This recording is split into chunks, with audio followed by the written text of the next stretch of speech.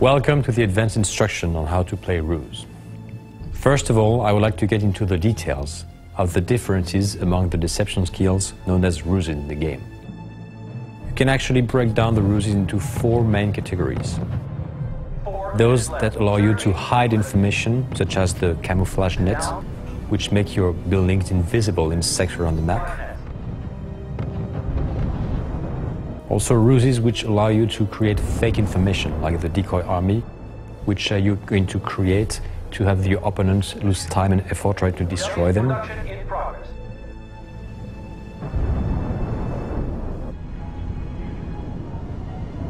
Yes, sir.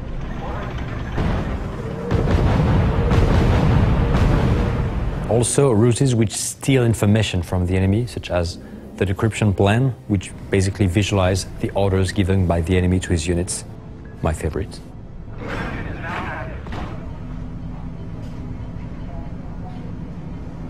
And finally, there are R.U.S.Es which affect the psychology of units, such as the fanaticism R.U.S E, which makes your units fight to the death. There's no retreat even though they're damaged, so you can really overrun the enemy with this R.U.S E.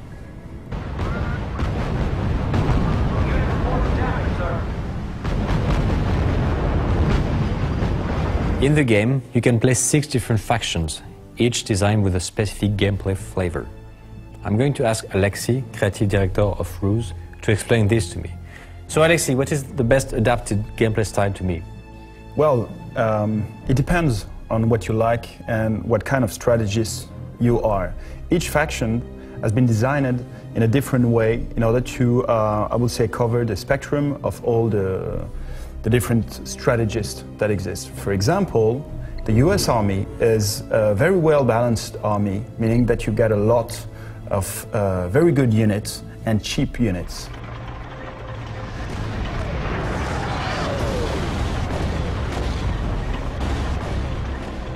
At the contrary, the German army has a different approach. You have the best unit, the most powerful, but they will be the most expensive units.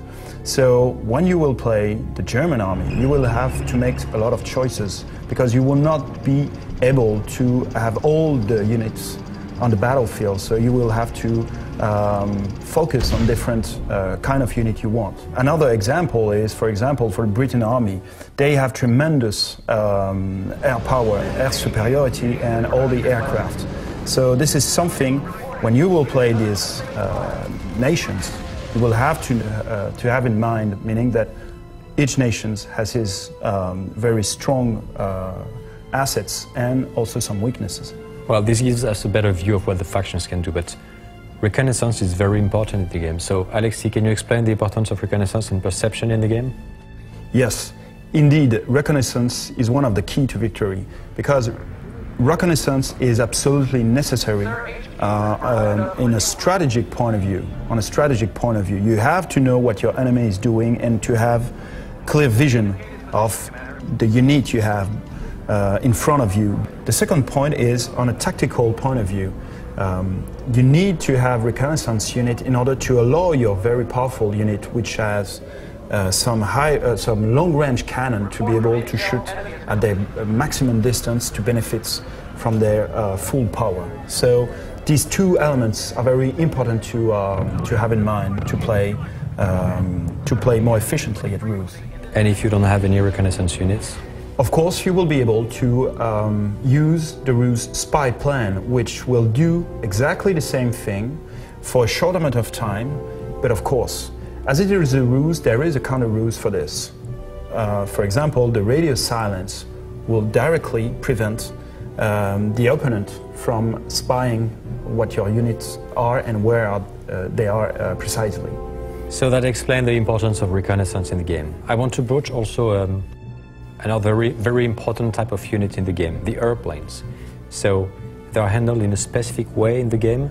And Alexis, can you explain the philosophy on how the airplanes were designed and how you use them in the game? The idea about the aircraft is to change the balance of power in a specific zone in order to support your ground troops. For example, you have your front line and you want to push forward. You need more firepower at this very spot. So you will order your air support aircraft directly to help your units on the ground. To be able to do so very quickly, we've created the Fast Strike interface in the game. This is a very simple way to directly order fighter bombers, or fighters to directly intervene on the battlefield. Damage, sir. Unit is breaking up, sir. Center reporting one of our units is down. Plane is low.